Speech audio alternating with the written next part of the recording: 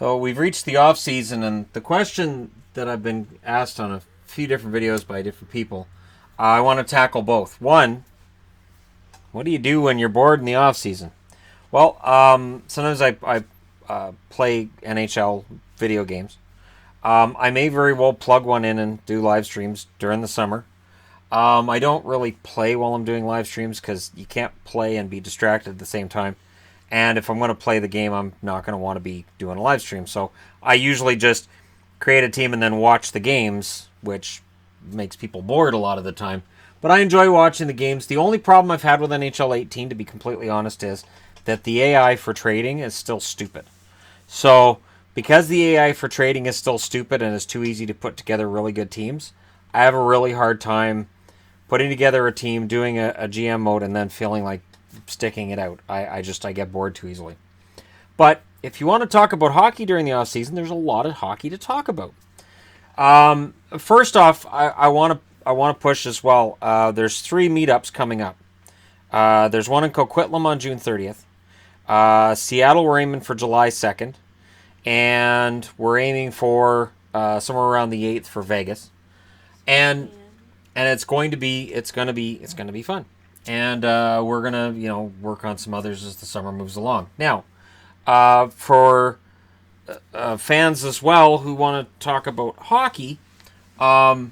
Buyouts are the first thing we're going to start to see, and we'll start to see them as early as Friday. So June 15th till June 30th, teams are able to buy out a contract. And there's a video I did on here about buyouts and how they work. Where younger than the age of 26, the cap penalty you pay for a buyout is 1/3 of the value of the cap hit, 2/3 of the value if they're 26 and older, and in the case of contracts with guys signed over the age of 35, you just leave them.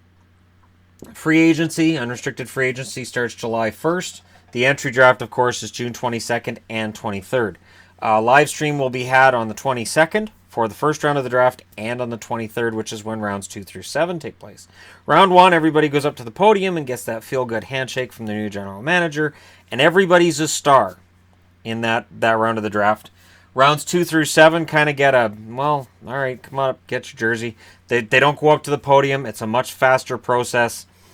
Rounds 2 through 7 just fly. Round 2 is a little bit slower than the other rounds because you're still dealing with some guys that are kind of a big name, and there may be more deals taking place, but once you get to round 3 and beyond, it really speeds up. So look forward to that. On June 26th, there's a deadline, and that's for qualifying offers. So if you've got a bunch of restricted free agents, you have to qualify them. Qualifying them means you give them it's sort of like reserving them. So if they make $600,000 or less per year, that reserve money is 110% of their contract. So $600,000, that'd be, you pay them $660 next year. If they make $1 million or less, it's 105% of the contract. If it's $1 million or more, it's 100%. If you do not qualify a restricted free agent, meaning you're just putting a reserve sticker on them, they become an unrestricted free agent. Now, this doesn't mean that the guy has to sign for that. So if you made $600,000 last year and you had a great year, and you see that qualifying offer of $660K, you're still negotiating with your general manager, and you're still going to get a big raise. They just make sure that they qualify you, because otherwise, unrestricted free agents, and as Blackhawk fans know, if those qualifying offers aren't done properly, all heck breaks loose. June 27th to 30th is another important date. That's when unrestricted free agents are able to discuss their futures with anybody they want. So we are 17 days away from that, and that's why guys who are unrestricted free agents, it's going to have to be something pretty sweet to convince them not to start talking to teams in 2.5 weeks. I'm talking about guys like Carlson and Tavares. John Carlson just won a Stanley Cup with Washington. I have no doubt he wants to stay there, but I would not be surprised if he's talking to the GM of the Capitals and saying, you know what, I'd love to stay here, but in 2.5 weeks, I can find out how much I'm worth to somebody else. It doesn't mean he can't re-sign with Washington. It means he can talk to the Rangers, the Islanders. He can talk to San Jose, Vegas, whoever he wants, and find out what they're offering, the term, the monies, whatever other perks they want to throw in there. and he may go back to Capitals, go back to the Capitals and say, "You guys can't afford me. I'm sorry," and it happens.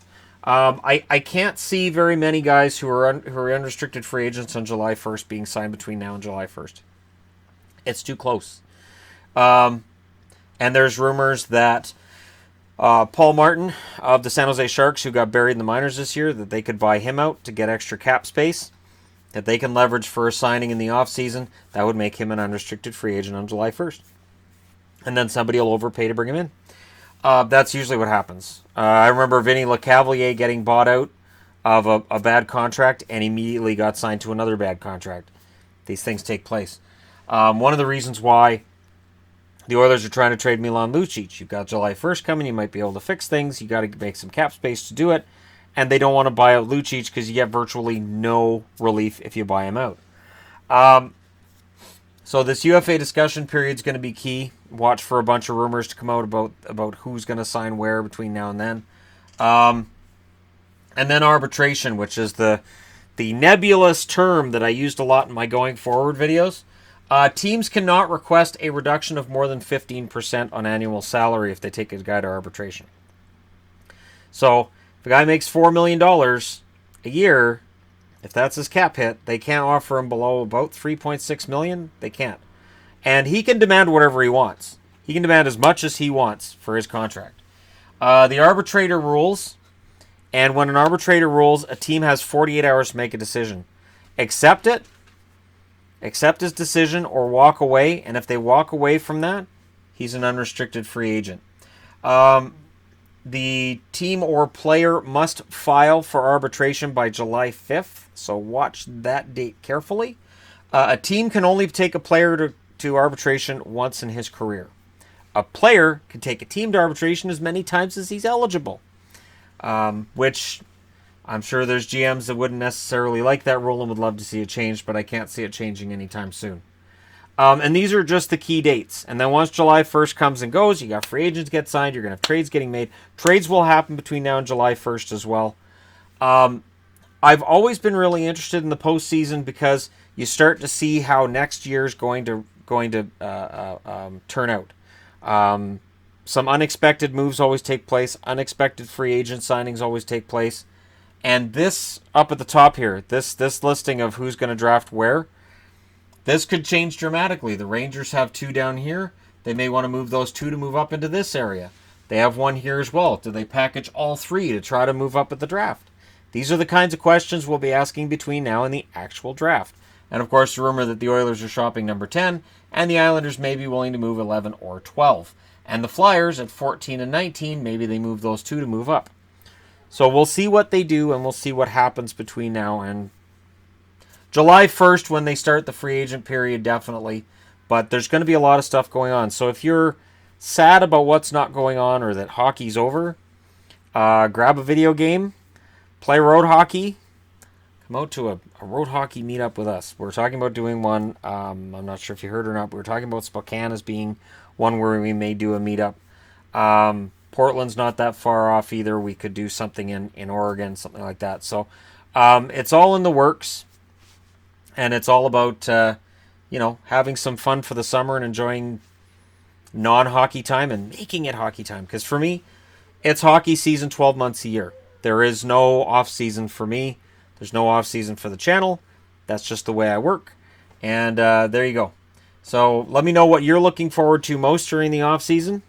And don't forget to hit like and subscribe if you're browsing your way through. You just happened upon this video. Welcome. Take a load off and enjoy yourself, because between now and October, there's hundreds of different things that I'll be discussing, whether it's historic. I go a lot into the historic hockey stuff because that's evergreen content, and evergreen content's always good because you can look back at those videos a year or 2 years down the road and still enjoy them. Anyways, thank you guys so much for watching. I'll talk to you again soon.